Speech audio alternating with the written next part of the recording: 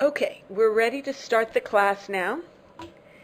And I have a couple of vocabulary questions. And then I also have one comment that a student sent last week about 20 minutes after the class was over. We got this comment, and it was very good, and I wanted to share it with you. If you remember correctly, the last main point was a question about whether Levis saying, "Is there any hope of saving humanity?" was an exaggeration. Hope of saving humanity.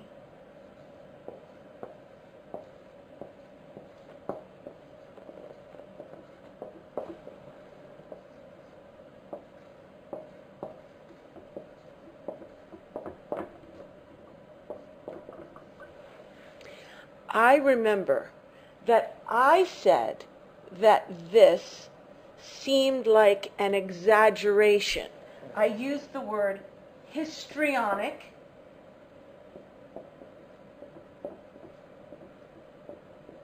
which does not mean historical, like history. It does not mean that. Histrionic means overly dramatic, drama.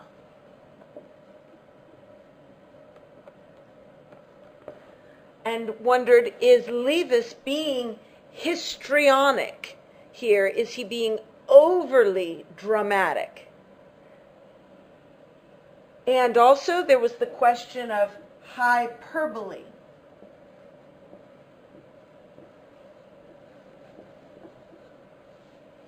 This word looks like it's pronounced hyperbole, but really it's pronounced hyperbole.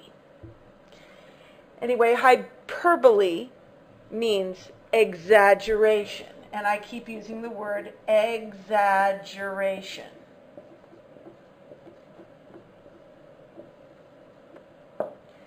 And we considered and discussed the question, is Levis being overly dramatic when he says, we must counter the cretinizing effect of our society. We must counter it effectively if there is to be hope of saving humanity from what threatens it. Now, the student wrote, which I really appreciated this comment. He said, I think the phrase saving humanity from what threatens it would seem exaggerated only if your interpretation of the threat is what the student called mortal danger. The student said mortal. Mortal danger. I think what he meant was physical danger or literal danger. No, probably physical. Physical danger. Or a physical threat. A physical threat. We would say a physical threat. Or we would not use a for this. We would just say physical danger. But the student said what Levis means is moral danger,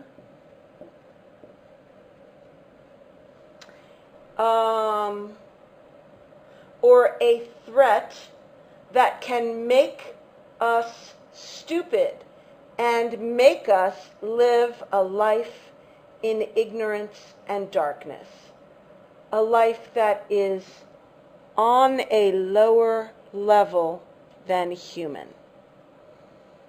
I thought that was a very good point. The real threats are something that will damage us morally and make us live stupidly and make us live a life in ignorance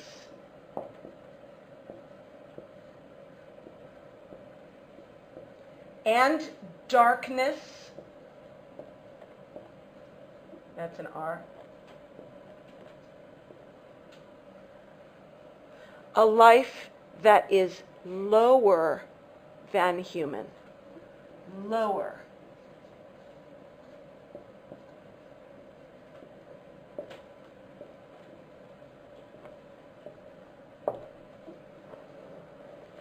I appreciated that a lot.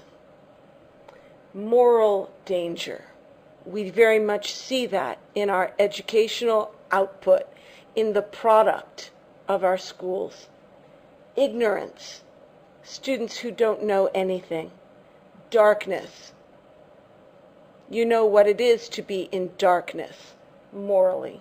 And a threat to humanity is to live a life which is not human, lower morally than humanity. Gosh. So, I appreciated very much this comment, and I agree. Levis is not speaking figuratively or he is not using hyperbole. He is not exaggerating. He is making reference to a kind of danger that someone might not see when they look at your physical health or your economic success in your country. That will not show up, but the danger is there anyway. Now, I have some other questions about vocabulary.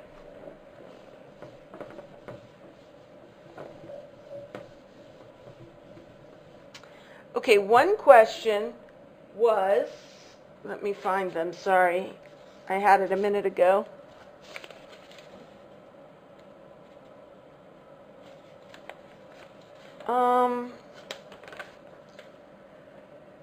Okay. One question was, what does it mean to counter something?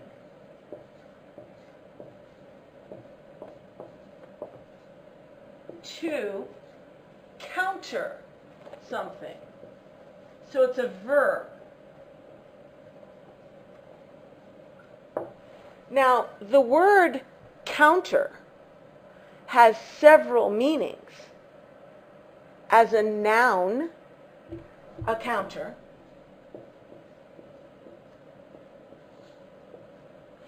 is a place you go in the store, in a shopping center or market. You go to the counter to speak to someone and ask them a question or pay money. A counter. Another noun form of counter is someone who counts. 1, 2, 3, 4, 5, 6, 7, 8, 9, 10.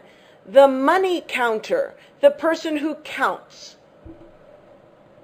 But as a verb, to counter something means if there is an argument and you meet the argument and turn it back. If you successfully argue against some argument, you are countering the argument. To counter something means to put up a block, a barrier, so it stops, and then make it go the other way. So I don't know why we use the word counter for that. But there's also another word related usage we call counterpoint. Counterpoint.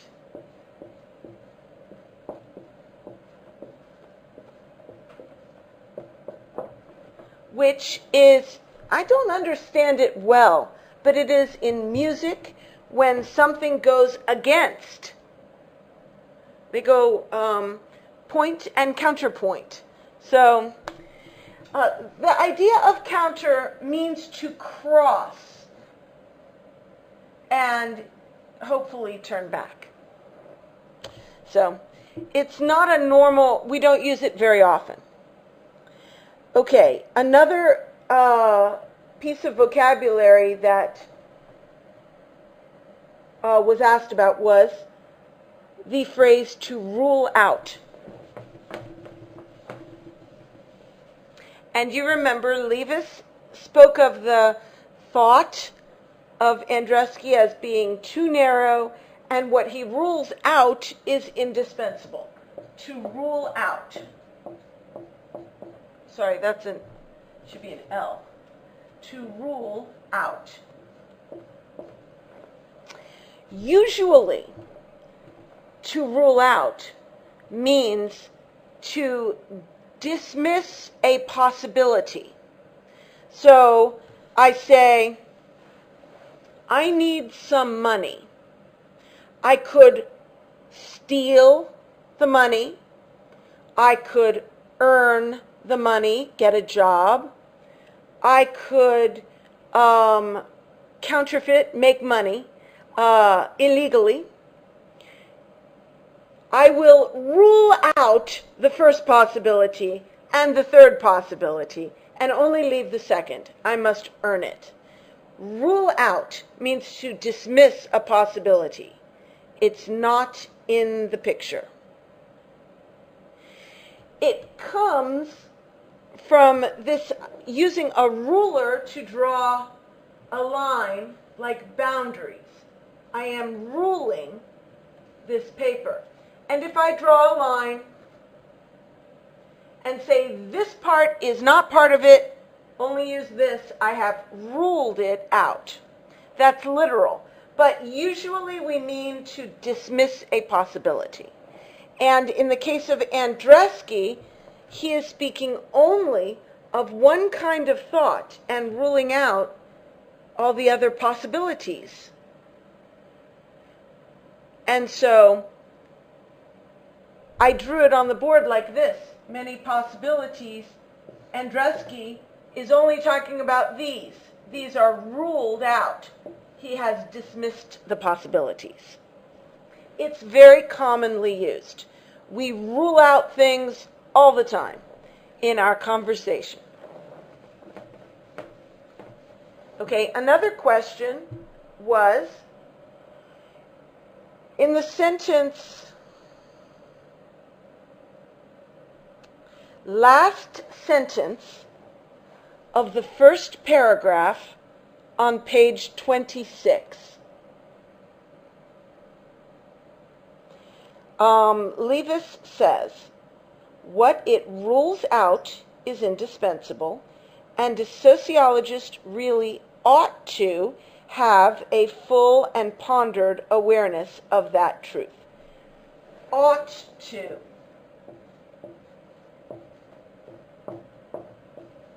A student asked, what's the difference between ought to and should to?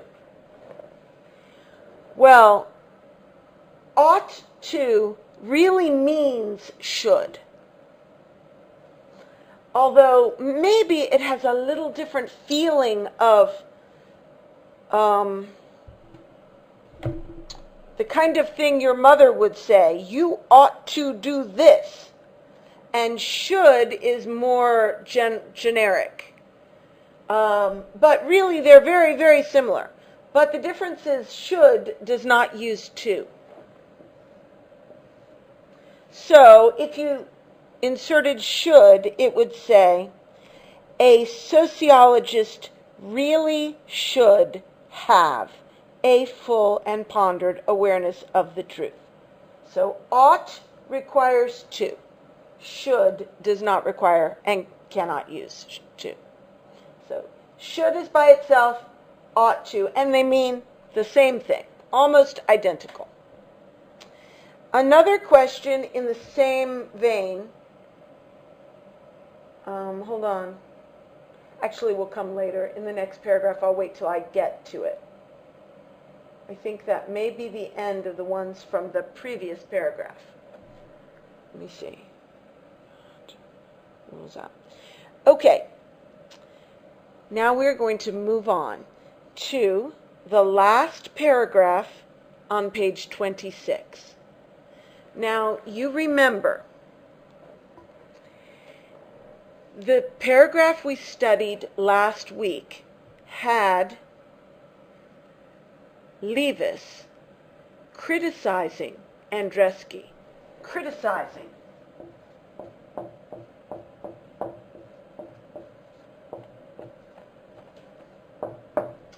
Levis was criticizing Andreski. Now, it's important for you to know there are two definitions of criticism, both of which are very important.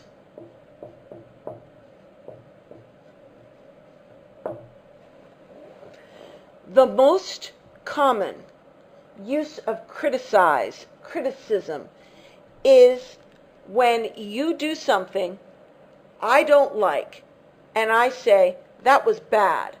I didn't like that. You shouldn't have done that. You were wrong to do that. When I say that, I am criticizing you. It's judging and telling someone they have done something wrong. Usually, we do not like to be criticized. If it is helpful criticism and good criticism, we have to call it something different. If it's just criticism, usually it's bad and we don't want it. If it's helpful and good, we call it constructive criticism.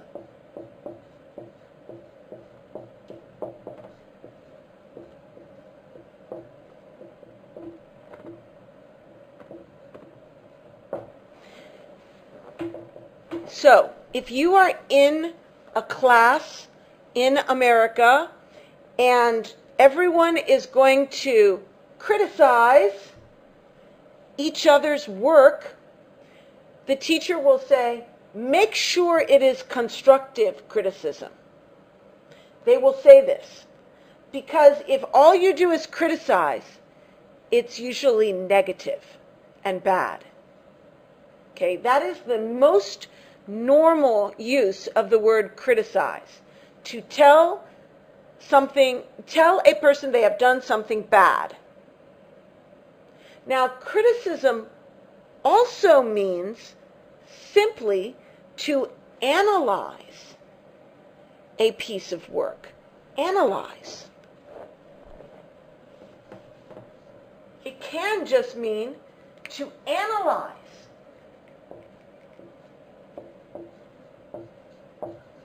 To examine, study, and talk about a piece of work, a piece of literature. In this case, the criticism is not to say what is bad, it is to say what is good and bad, what is strong, what is weak, and how does this work compare with another work. In this book, most of the use of the word criticism is in this second sense. It is not to say that the literature is bad and boring and shallow, criticizing it in that way. It is to say we should study, we should examine, and talk about and discuss and write papers on the merit, the value of the work. So in this sense, criticism is not negative. It points out the good and the bad. The first sense of criticism never points out good, only bad. Okay, so there are different uses, and both intermingled in this book, in this paragraph right now. So, with this in mind, of the two meanings of criticism, let us begin to read this paragraph. All right, I like to read the whole paragraph first, for flow, for ideas. So just listen. I'm going to read the whole thing, see what lights up in your mind, what ideas come to you when we read the whole paragraph. Okay? And then we'll go through it sentence by sentence. Oh, I'm sorry.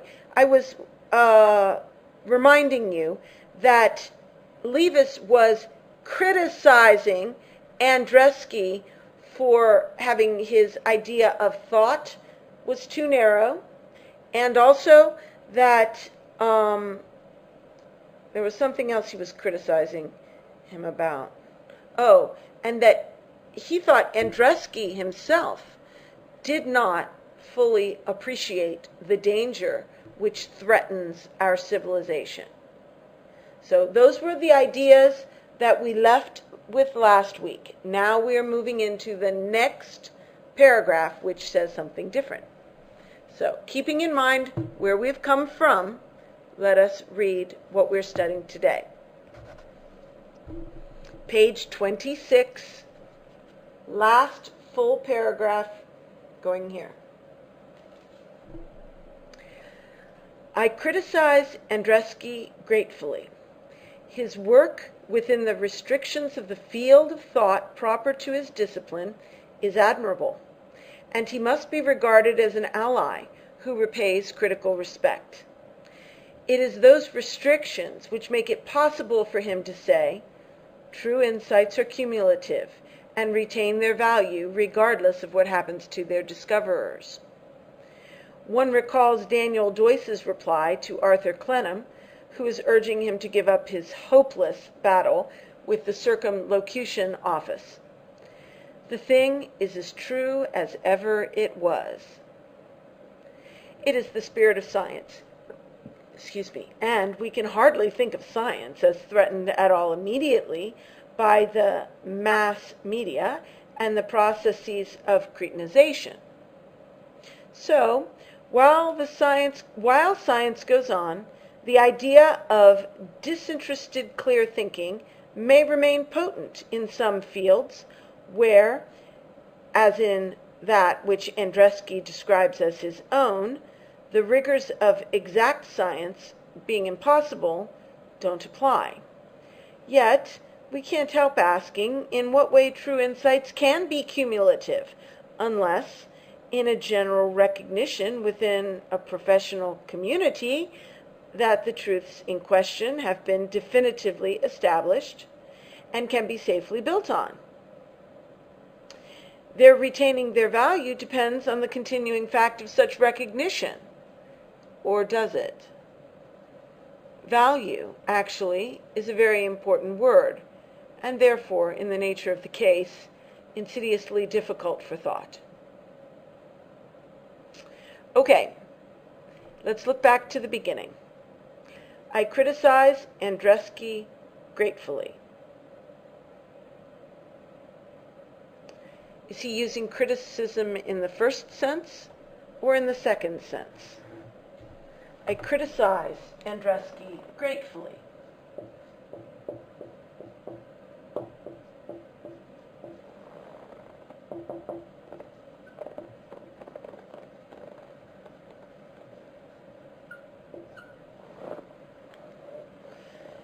He is using criticism in the first sense.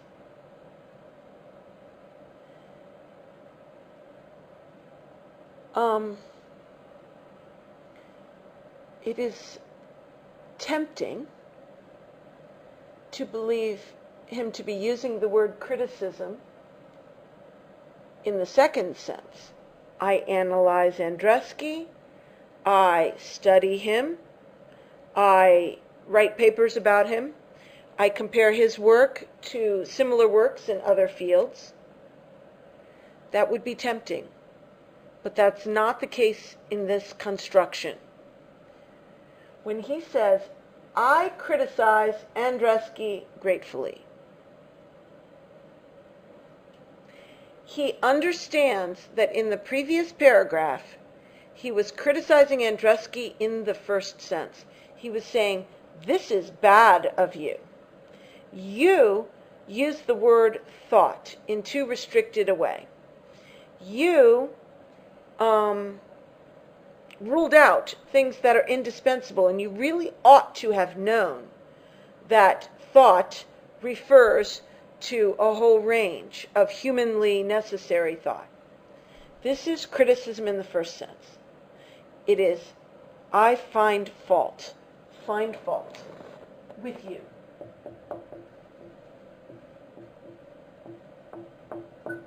I find fault. So, now in this paragraph, he is going to backpedal. Instead of saying, I find fault with you, your book was bad, it was lacking, your ideas were unfounded, your conclusions were unsupported. Instead of saying that, he is going back and saying, I criticize him gratefully. Grateful means I say thank you. I love him. I appreciate him. I am grateful for him. So he is backing up. He's saying, I am criticizing him, but I do so gratefully. Then he goes on.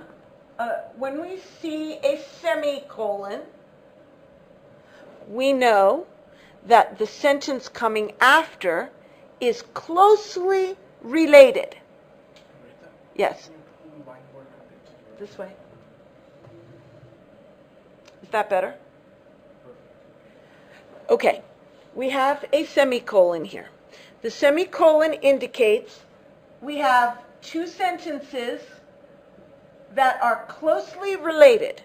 Closely related. It doesn't say they are opposites. It doesn't say they mean the same.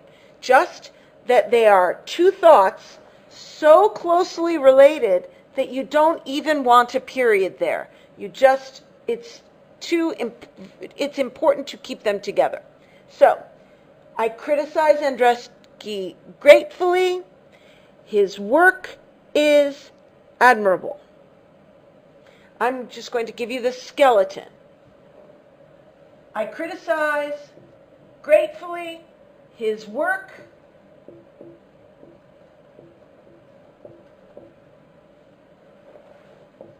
Remember last week I did this when something had to be left out? I did that. His work is admirable.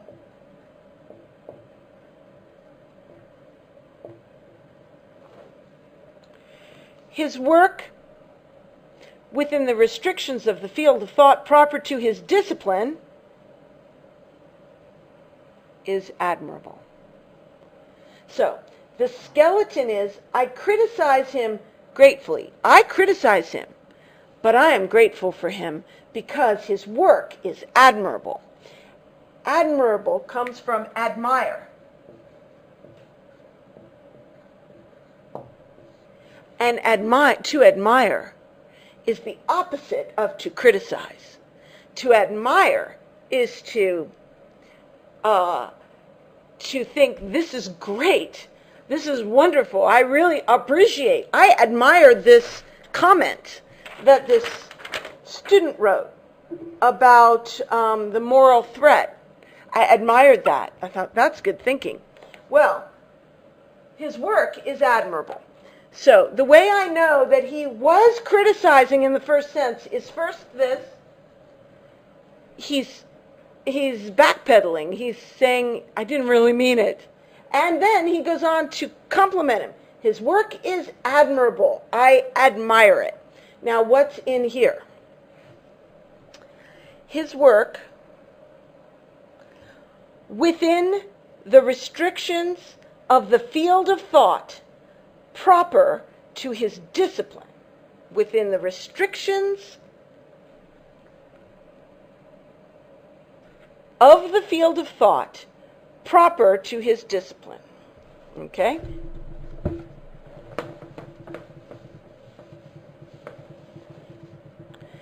Okay, his work within the restrictions of the field of thought proper to his discipline. So remember when we talked about the spectrum of human thought, and we had poetry, we had morals, we had logic, we had theology, we had emotions, emotional thinking, okay, all kinds of human thought. And we said, here's where Andreski is. He's ruling out all of this. And he's just dealing with data and logic. And this causes that, that causes this in a linear, scientific, or pseudoscientific approach. Well, his field of sociology, supposedly, is limited. So it is a restricted field. So within the limitations of his field of thought, his work is admirable. So for a sociologist, his work is admirable. He sees the dark cloud in his own field coming. He sees the storm coming, ruining everything. Here's a tornado, okay? He sees it in his field and he says, there it is. Within the restrictions of his field, he sees accurately, he sees what's true, he points it out well. It's admirable. Of course, he is missing the fact that it's everywhere. He's not commenting on all this. But within the restriction of the field of thought proper to his discipline of sociology, his work is admirable. So, I criticize Andreski gratefully. His work within the restrictions of the field of thought proper to his discipline, field of thought proper to his discipline, is admirable. And he must be regarded as an ally who repays critical respect. Regarded. He must be regarded. What does it mean to regard someone?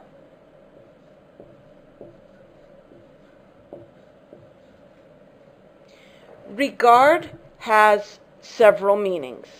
In this case, he must be regarded as an ally. Means he must be recognized, recognition. He must be recognized as an ally. He must be treated as an ally. We must relate to him as if he is an ally. We give him the role of ally.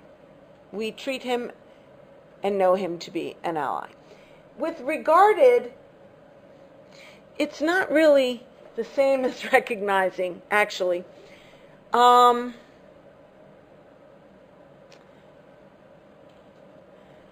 If I see someone come through my door, and it is a member of my family, maybe it is my mother, I will go up, I'll kiss her, or I'll hug her. She is a member of my family. And maybe she has a person with her who I have never met. I don't know this person. But my mother says, this person is my dear friend from my childhood, like a sister to me, then I will regard the stranger as a member of my family, and I will hug her and kiss her and welcome her as a member of my family. So to regard someone as something is to give them that status when really maybe they didn't have it. Okay, so it's something we do. We give it to them. They don't have it intrinsically. Okay? Another use of regard is a little bit like respect. If I hold someone in high regard, that means I give them a high position of respect. So regard is the attitude we choose to put on a person. And it's not always positive. You could regard him as a threat or as a danger. So regard, the attitude you choose to take toward someone. So it says, he must be regarded as an ally.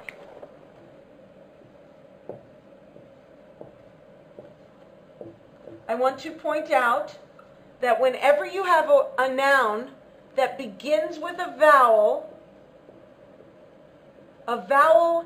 sound, okay? It doesn't matter if it's actually a vowel. It has to be a vowel sound. We add an N to a. This is something that internationals very often forget, and it annoys native speakers. It sounds really bad if you miss it. Okay, so the reason is because it's hard to say a ally. A ally. It goes together, a ally. Can't have that, so we add an N. An ally. Okay, so remember that. Okay, so the guy is to be regarded as an ally. What's an ally? An ally is your friend in a battle or in a war. Remember, in World War II, we had the Allies.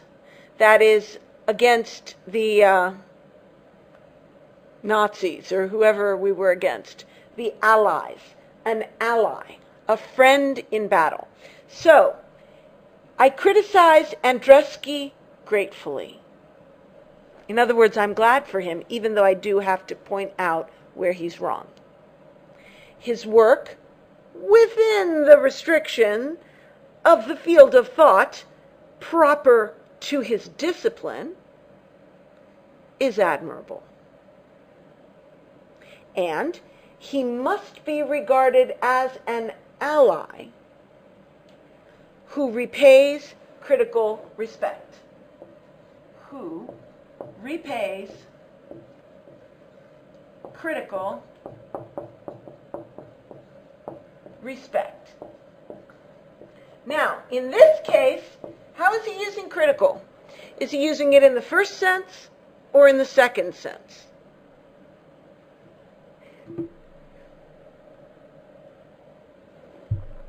He's using it in the second sense this time. Critical respect means, in this case, if we respect Andruski enough to study his work, to pick it apart, to relate it to other work in other fields that's similar, to write discussions of it, and to have discussions with others. This is criticism in the second sense. Literary criticism. Who repays critical respect. If I do you a favor, if I save your life, maybe next year I will be in trouble and you will come and do me a favor, help me save my life, maybe. You will have repaid me. Repay. If you lend me money, I will repay you. So, if I give critical respect to Andreski, then I will read his book carefully. I will take it seriously. I will think about it. I will not blow it off. I will read it with great seriousness and great respect. If I do that, how will I be repaid? I will be repaid by getting good ideas. I will be repaid by something coming into my heart and into my mind that will be valuable to me. So, a book which repays critical respect is a book that, if you study it, you'll get something valuable. There are books that do not repay critical respect. Junk books, joke books that are not books of low quality. If you study them, you'll not get anything back because they're not worth it. They're shallow. There is no depth. They're just stupid, no good. They do not pay back. You can study for 40 hours and you still get nothing back. They do not repay critical respect. But Andreski's book repays critical respect. It repays careful study. So we would use repays careful study, repays critical respect. It means you should read it, and read it critically and read it carefully with great respect because it will repay it. We assume that this Levis book is going to repay the dignity we are giving it by having a whole course to study the first chapter. And so far it has repaid our efforts. It has been worth the effort to understand it. Well, Levis says that Andreski's book will repay critical respect. In other words, Levis does not want to condemn Andreski.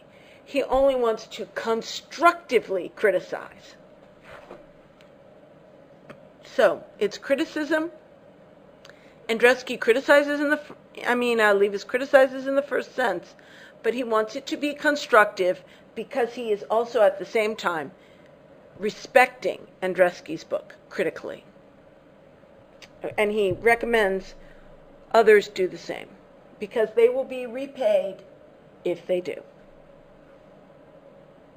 Okay, I criticize Andreski gratefully. His work, within the restrictions of the field of thought proper to his discipline, is admirable.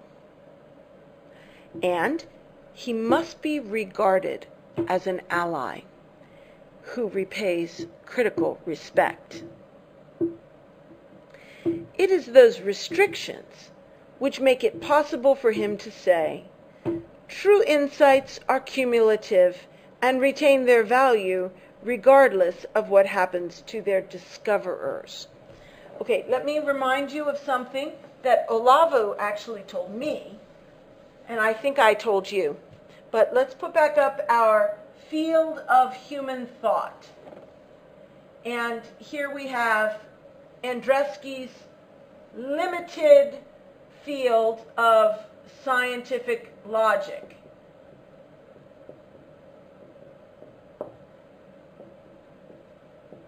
Sociological. Now, in the field of science, insights are cumulative. So, once someone has invented the wheel, some caveman, forevermore people have the wheel.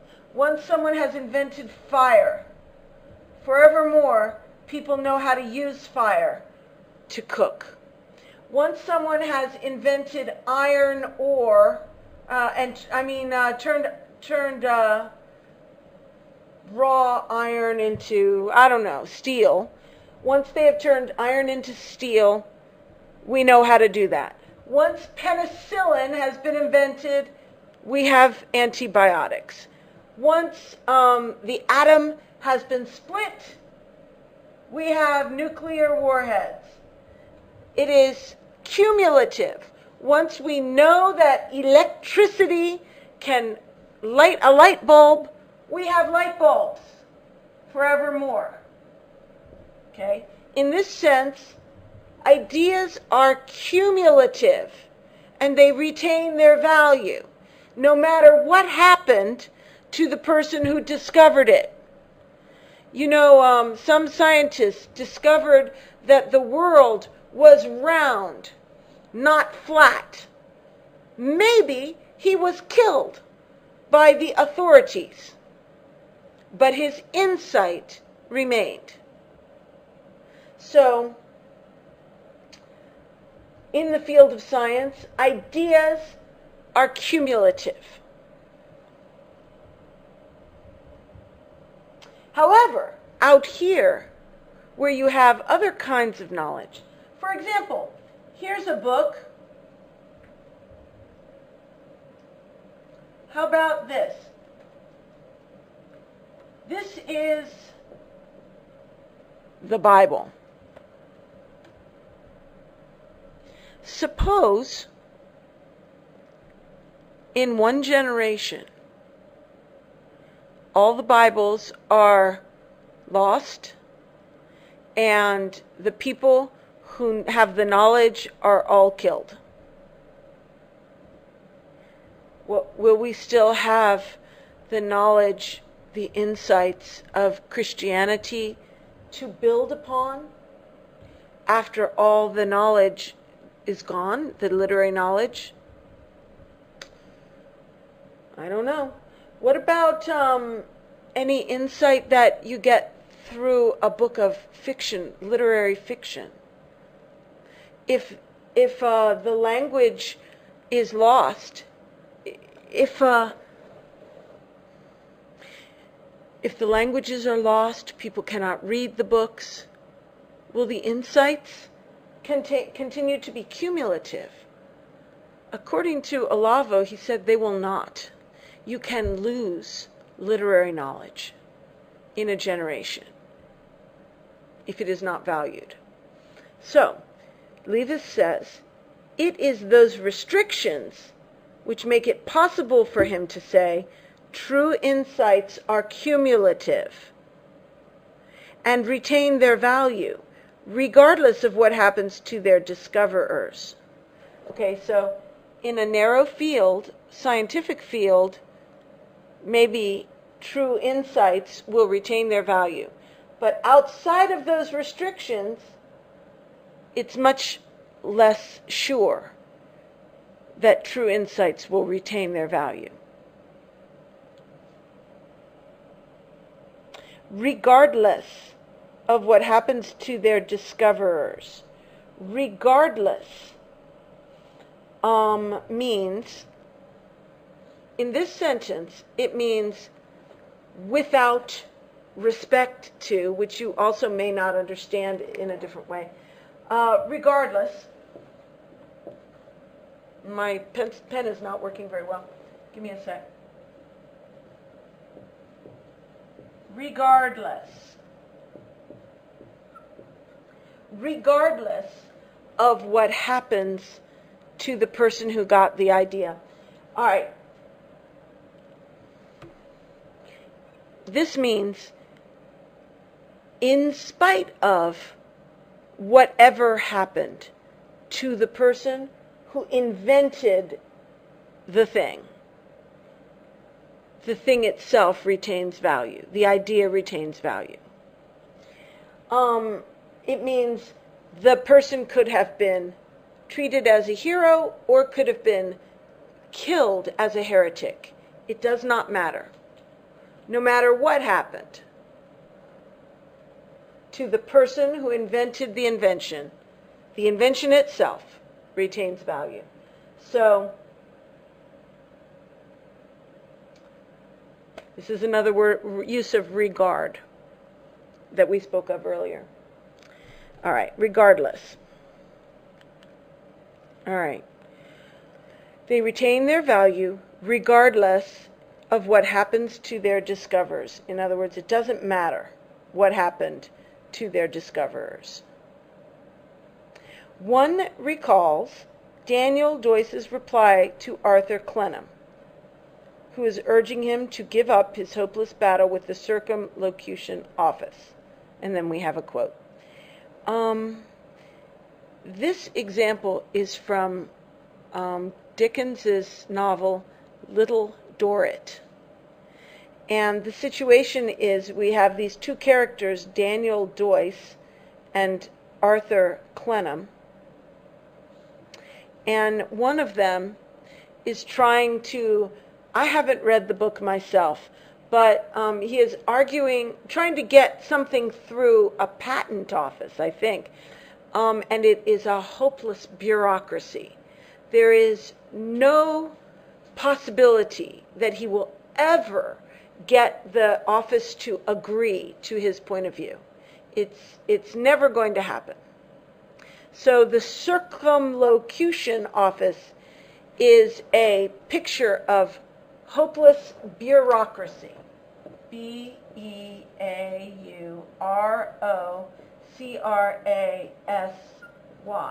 I think that's how you spell it. Hopeless bureaucracy. Hopeless. A bureaucracy is a structure of people who make decisions far from the person who it affects.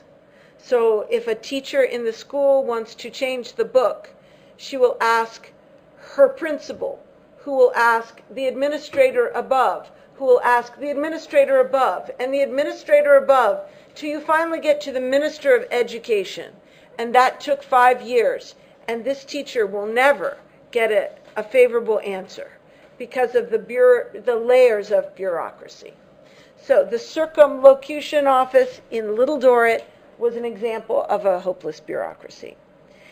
And the quote is, "The thing is as true as ever it was." So something in Little Dorrit was an idea which was valuable. Oh, I spelled it wrong. Sorry. Here's how you really spell it. Some one of you knew this and I didn't. B-U-R-E-A-U. See, it does have E-A-U in there somewhere. E-A-U. Bureaucracy. Are we sure of this? Okay. I'm a bad speller. Are you sure of CY? Is there possibly alternate spellings? Well, okay. C-R-A-C-Y. I will erase mine. There. Bureaucracy. I actually looked that up before to make sure I knew how to spell it. Thank you. Okay, so anyway, he pulls this example from literature because in this situation, the character is trying to get an idea recognized, and it can't happen. And then the other character says, it's going to be as true as it ever was, even without recognition. Okay. So, and the word ever means it is as true as it always has been. At any point in time, that's what ever means. It was everlastingly true. Ever. It is the spirit of science. This is the spirit of science. Science dealing in facts that are always true, whether the human being recognizes it or not. These facts of science retain their truth value. Okay, so this is the spirit of science. And we can hardly think of science as threatened at all immediately by the mass media and the processes of cretinization. If it says we can hardly think of science as threatened, hardly think, that means we cannot think. If I say, you can hardly believe that the earth is flat, that means you can't believe it. If I say, I can hardly be accused of being too aggressive because I am very gentle, or this room can hardly be accused of being messy, it is very clean.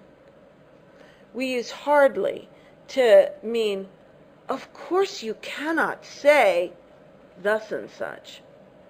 Okay, you can hardly say that. Even you can't be that stupid or that ignorant as to say that. You can hardly say that. So that's how we use hardly for something that is ridiculous, and even you wouldn't believe that. You can hardly believe that. Okay, so we can hardly think of science as being at all threatened immediately by the mass media and the processes of cretinization. So he is saying science is not threatened immediately by the processes he's talking about. It's not threatened. So, while science goes on, the ideal of disinterested clear thinking may remain potent in some fields where, as in that which Andrzejewski describes as his own, the rigors of exact science being impossible don't apply. Long and complex sentence. So, let us take it apart. First of all, let us get the skeleton.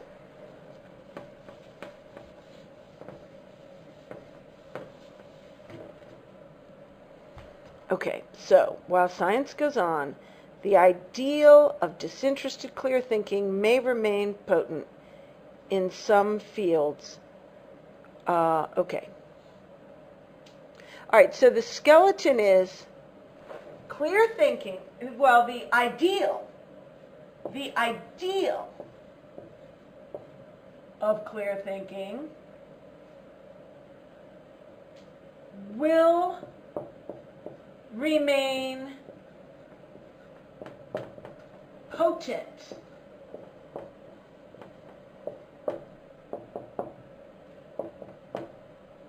in some fields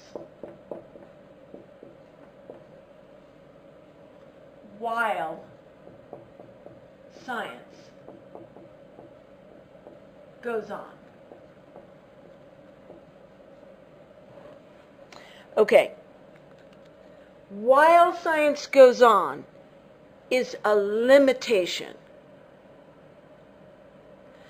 As long as we have science, for the time period in which there is science and scientists and people who are studying the world, studying the physical world with the scientific method, for that period of time, and that period of time only, the ideal of clear thinking.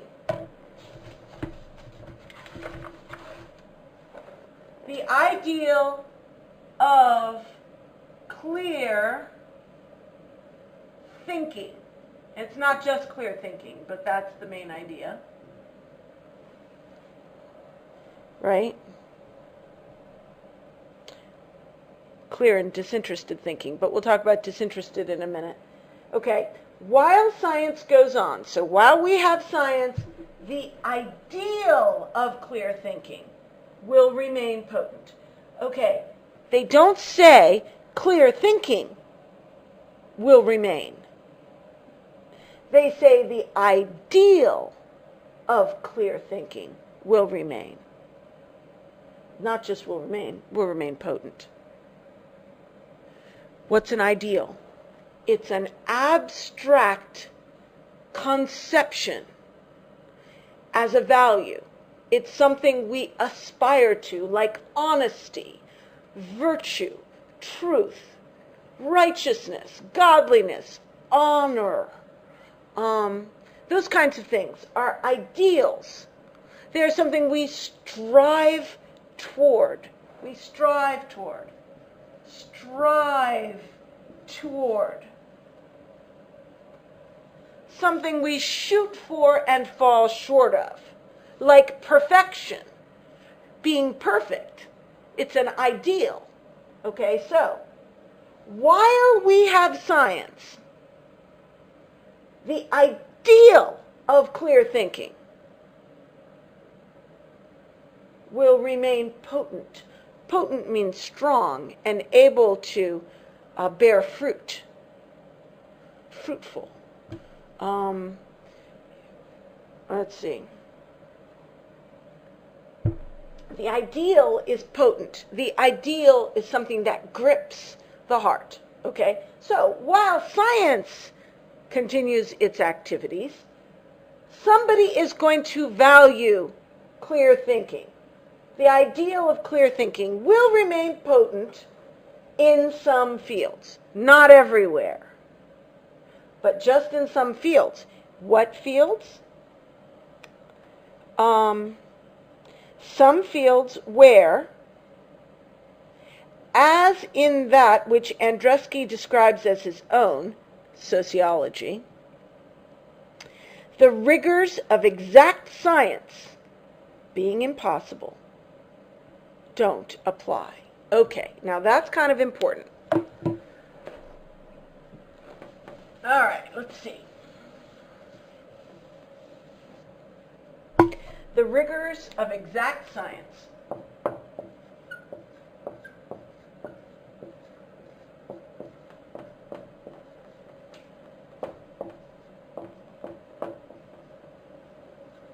Do you have that whole thing on the field? Can they see that? Okay. First of all, I'll give you a little note on spelling. In Great Britain, they put in the U. In America, we just spell it like this. Rigors, I think. Maybe someone should check. But there are a lot of U's thrown in by the Brits, people from Great Britain. And in America, we just drop the U. We're all very lazy. Okay, so the rigors of exact science don't apply.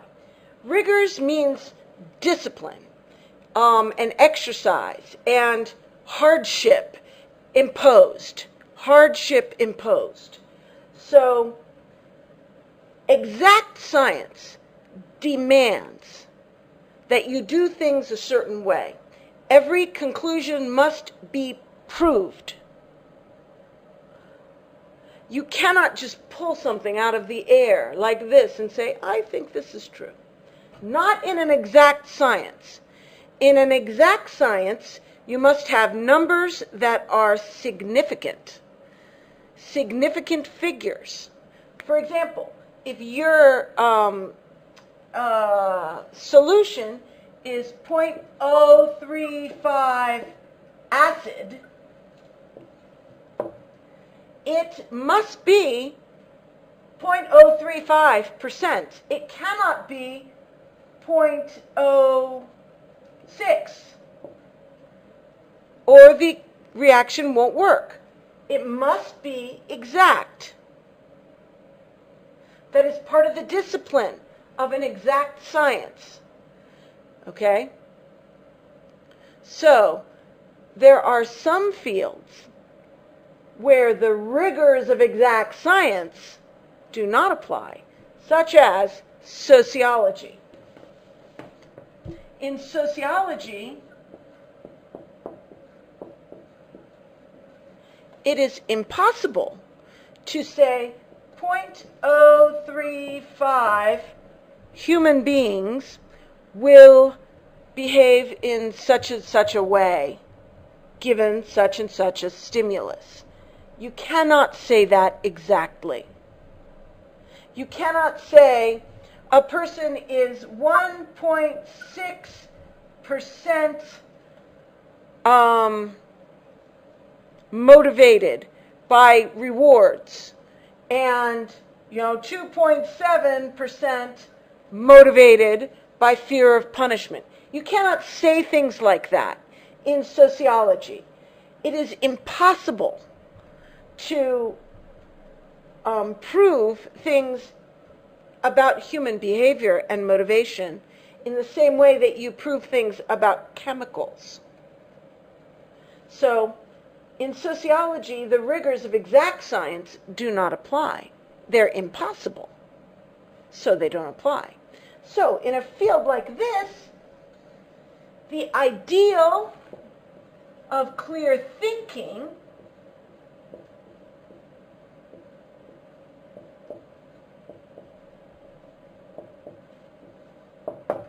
will be valued. Clear thinking is almost as good as solid proof to an exact science. This is what we call an inexact science. This is an inexact science. So to an inexact science, like sociology, clear thinking takes the place of proof. So, where are we? It is the spirit of science that things will be as true as they ever were, regardless of what we believe about the person who thought of it. And we can hardly think of science as threatened at all immediately by the mass media and the processes of criticization. So, while science goes on, the ideal of clear thinking, actually clear and disinterested thinking, which we'll talk about in a second, may remain potent in some fields where, as in that which Andreski describes as his own field, the rigors of exact science being impossible don't apply. One word we haven't talked about is disinterested. The ideal of clear and disinterested thinking. Actually, this disinterested is really important to Levis and Andreski. Disinterested. Disinterested does not mean uninterested. Uninterested.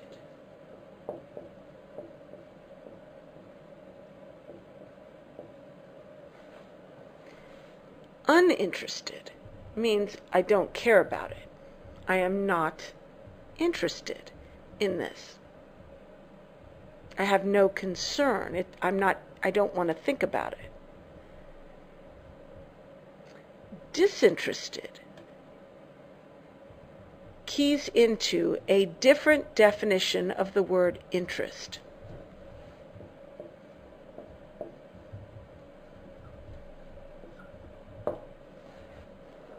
There's two meanings of interest.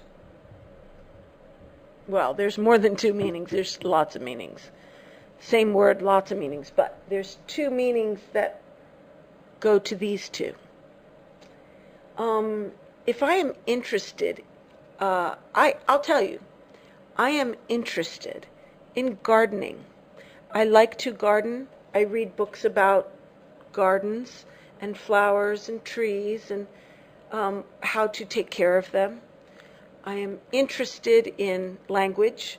I'm interested in history. To be interested in something means you want to learn about it. You like to deal with it. I'm interested in it. But that is to be interested in something. That's to be interested. in. Be interested in something. However, if I have an interest in, notice the N, have an interest in, if I have an interest in something, that means it affects me in a more material way. For example, if I give money to a company, buy stock, and the company goes up, I'll make money. I have an interest in that company. Not just because I'm interested in it intellectually, but I have a material interest.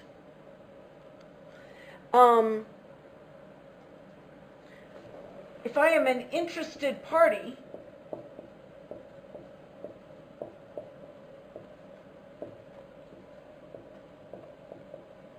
in a court case, I cannot give objective testimony because I am biased. I must be disinterested in order to give testimony. So, disinterested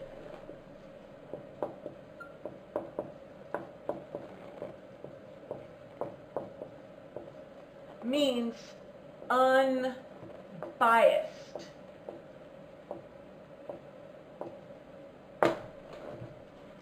Now, the people that Andreski spoke of, who will consider an idea based on the stature of the person who propounds it, and who sell their ideas for personal gain, those are interested thinkers. They have an interest. They are going to get a material benefit from saying a certain thing. They cannot say what they really think because they want to gain benefits. If they are disinterested, they are unbiased and they will speak the truth.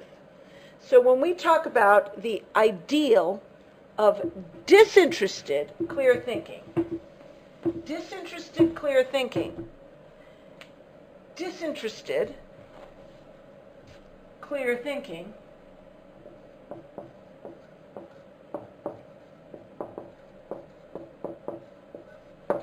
we are speaking of that minority whose thought is not for sale, who will use their minds not for material gain. Someone who is honest and true and just wants to consider ideas on their merits. Okay, so while science goes on, the ideal of disinterested clear thinking may remain potent in some fields where, as in that which Andreski describes as his own, the rigors of exact science, being impossible, don't apply.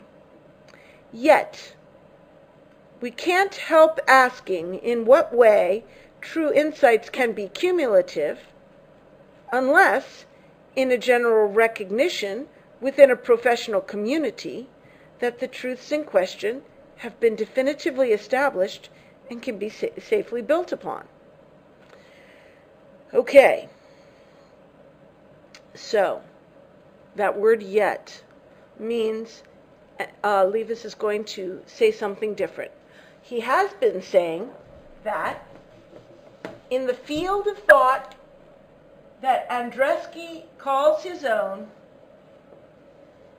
ideas are cumulative and retain their value, no matter what anyone does with the person who thought of them.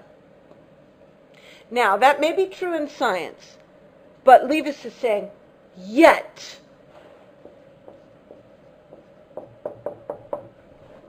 How can an idea retain its value unless It is in a community of people who value it and pass it on.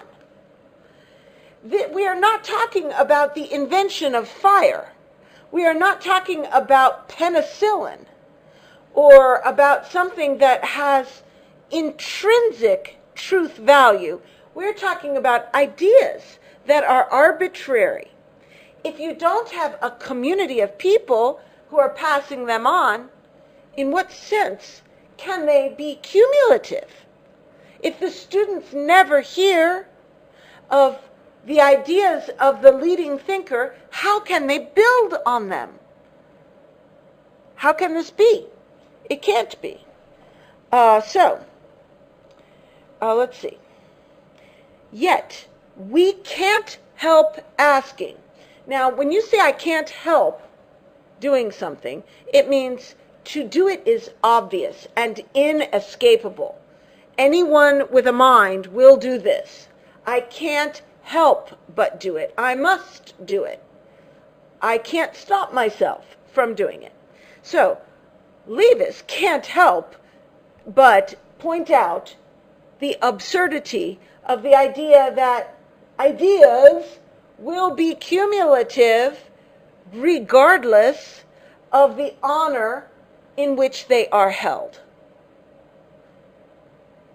We must value an idea and publish it for people to become familiar enough to build upon it. Okay? Yet, we can't help asking, in what way true insights can be cumulative unless in a general recognition, general means everybody agrees or many people agree, generally people recognize the value within a professional community that the truth in question have been definitively established and can be safely built on. We had a student who, reading ahead, asked, what is built on?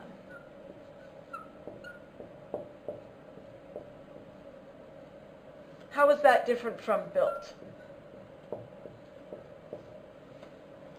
Is it a phrasal verb? He asked.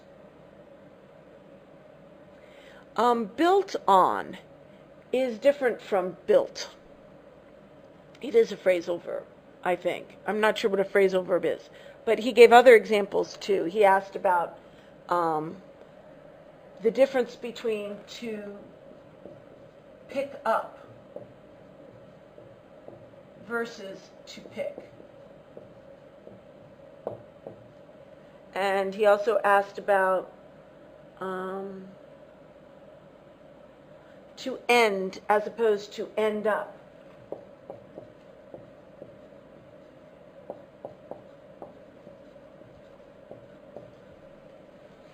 The student said he thought that these phrasal verbs, adding the little preposition after the verb, did not change the meaning very much, did not add to it very much. But actually, for a native speaker of English, it changes the verb completely. It's completely different. To build on something is completely different than to build something. To pick something up is completely different than to pick something. To end up is completely different than to end. So they're very different. When you are building on something, you have accepted, usually you have something that you are starting with, whether it's an idea or an argument, or whether it's something physical, like a table or a foundation of a house, and then you build on it. And so to build on means you started with something and you have added. And so with respect to an idea, if the idea is established, then you can take it as a ground assumption. You can take it as a given. And then you can construct a theoretical argument upon the basis that is rock solid, the idea which has been accepted generally by the community as true. So to build on would almost mean to sort of springboard off of it, to use it as the foundation. To build, if we had to build the idea, that would mean we'd have to start somewhere else. We'd have to start with something which was a foundation and then build on that in order to build our idea. And we wouldn't use the word to build an idea anyway. We would say to build a case, maybe. But anyway, to build on means to start on an assumption and then to think from there with your own imaginative construct. To pick up something is to go and get it. I can pick up my child from school in the car. I can pick up an object. Pick up. You know, pick it up. See? To pick means to select. I'm looking at these magic markers, these dry erase. I'm going to pick this one because I like orange. And now I've put it down, I'm going to pick it up. So to pick up is this. To pick means to choose. Which one do I want? I pick this one. To end means to terminate. It's over. I'm ending this. It's over, done, termination. To end up is different. It's hard to define. If I end up in a nursing home, at the end of my life, I'm in that position. Or maybe if I drive recklessly, I'm going to end up, it's like having a result. The result will be, I will have a crash. If you continue in these classes, you might end up a well-educated person. It means to arrive at a condition as a result of something. To end up somewhere or as something. So these phrasal verbs, you have to pay good attention to the small preposition that comes after. It changes everything. So anyway, yet we can't help asking, in what way true insights can be cumulative unless, in a general recognition within a professional community, that the truths in question have been definitively established and can be safely built on. Safely meaning they are true, we know they are true, so if you start with this truth and build another idea, you are at least safe from this point on, this much is true. So how can ideas be considered cumulative, except in that context?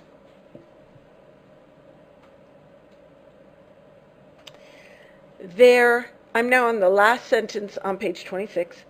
Their retaining their value depends on the continuing fact of such recognition. Or does it? Okay, the subject of that sentence is the phrase, they're retaining their value. They're retaining their value is the subject. Okay, this depends on that. This depends on that.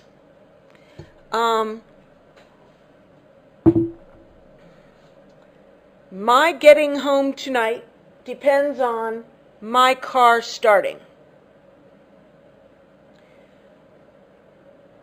My feeling well tomorrow depends on how I sleep tonight. Your ability to speak English depends on your staying in this class. this construction, we often have a large phrase and a large phrase there. So in this case, we have they're retaining their value.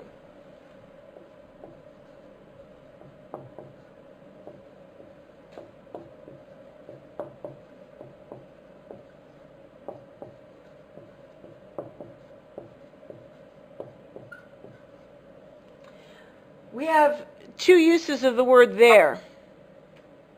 And by the way, we have a number of theirs in English. We have there,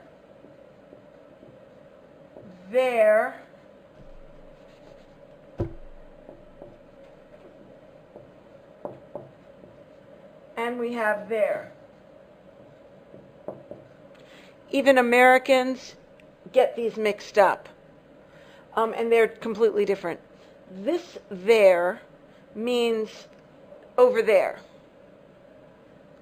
This one means they are.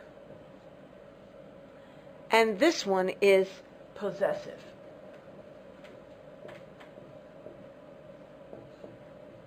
So this one is more location. And existence.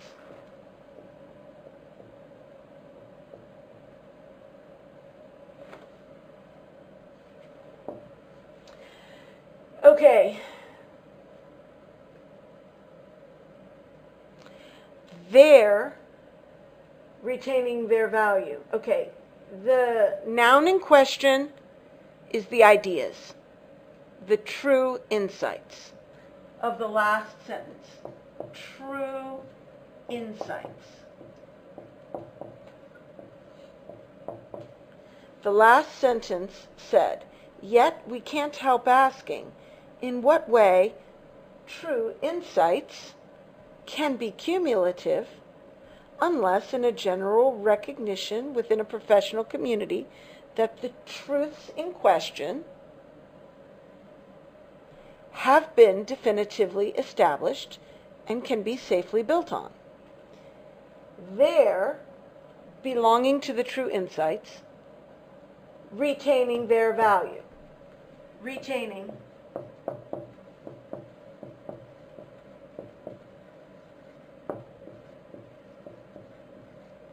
So, the situation that these true insights are able to hold on to their value, that situation depends on the continuing fact of such recognition. Continuing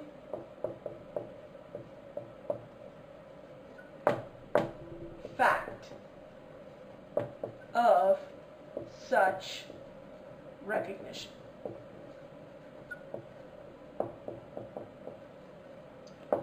So in the last sentence, it said, how can these true insights retain their value except with the recognition by a professional community that they are valuable?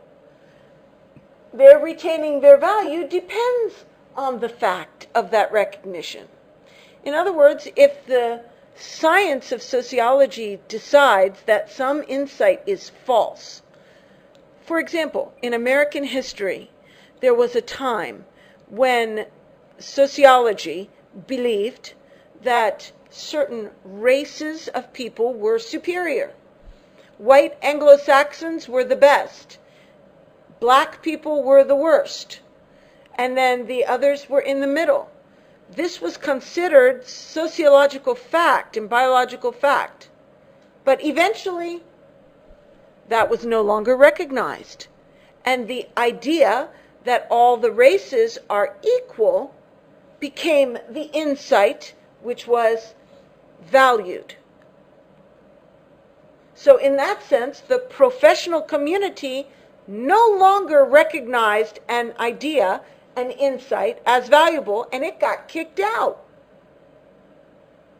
So, the value of an idea within a field of thought depends on the fact of the professionals continuing to recognize its value and continuing to regard it as valuable. Or does it? Now, he ends with this question, or does it? He has made a case that ideas must be valued by the professional community. And then he says, or does it? Value, actually, is a very important word, and therefore, in the nature of the case, insidiously difficult for thought. Okay, the word value is in quotation marks because he is talking about the word itself. Actually, remember I said that when he says actually, he's referring to something that should be obvious and has been neglected. Value is a very important word, should be carefully chosen. And therefore, since it's so important, in the nature of the case, insidiously difficult for thought. Value is an important word, and in the nature of the case, insidiously difficult for thought. Insidiously means it has an implication of deception. Something seems to be one thing and actually is another. It maybe seems to be harmless, but actually is dangerous or of grave effect. In this case, we use the word value very easily, not thinking what it means. We bandy about the word, when really it's a hard word to get a hold of. It is used too much in American speech now. We talk about values, voters. We talk about, I have values, but that doesn't mean virtues. People just think it does. Value appears to be a word we all know the meaning of, but maybe not.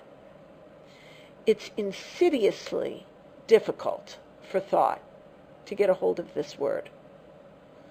I think perhaps we should stop now because the next long section talks about his definition of values and how it affects this argument.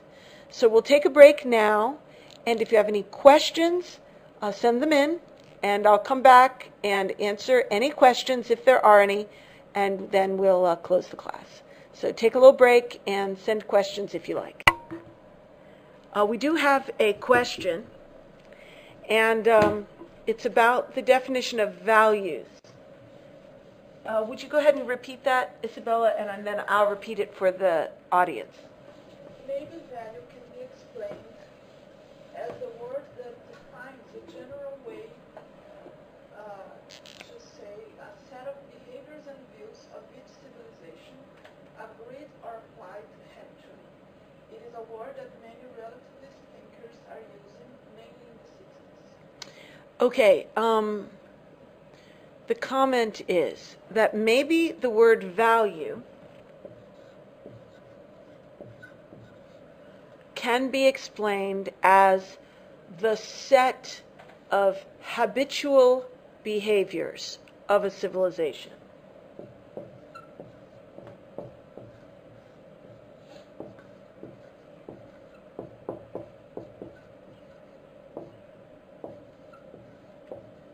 Could you read it again, Isabella?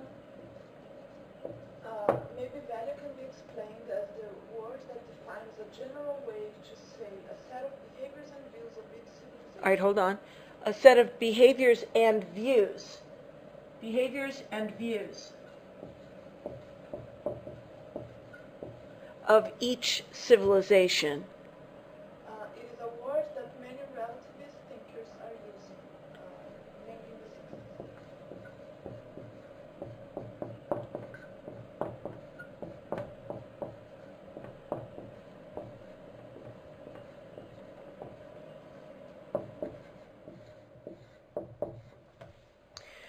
Okay, definitely values is used to describe the set of views and behaviors that people in a civilization hold on to. And relativist thinkers of the 1960s used this word a lot. So both of these observations are true, for sure. I know that the word value and values is a word used very commonly in our day today to replace more specific words like honor and virtue and courage, etc.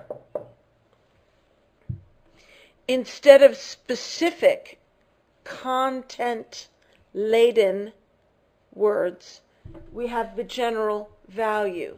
If what you value is yourself, that's as good as valuing someone else. So values is a term that is easy for relativists to feel like they are saying something substantial when really they're saying something very content-free. And yes, the values of a civilization is the total set of what they believe in and live for. It will be interesting to see what Levis has to say about it in the next paragraph. Another question. One moment. What's the meaning of the question, or does it? The question is, what is the meaning of the question, or does it, that Levis used in the second to last sentence that we studied? Levis had just made a point. He had said that true insight can only retain its value if it is recognized by a community that recognizes its value. Or does it?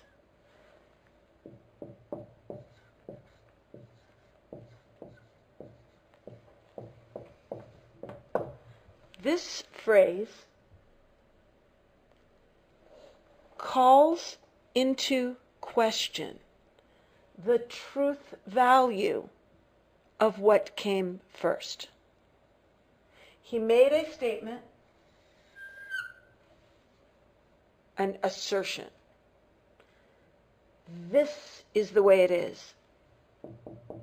Or is it? This calls into question the truth value of what precedes it. In this case, we had the depends on,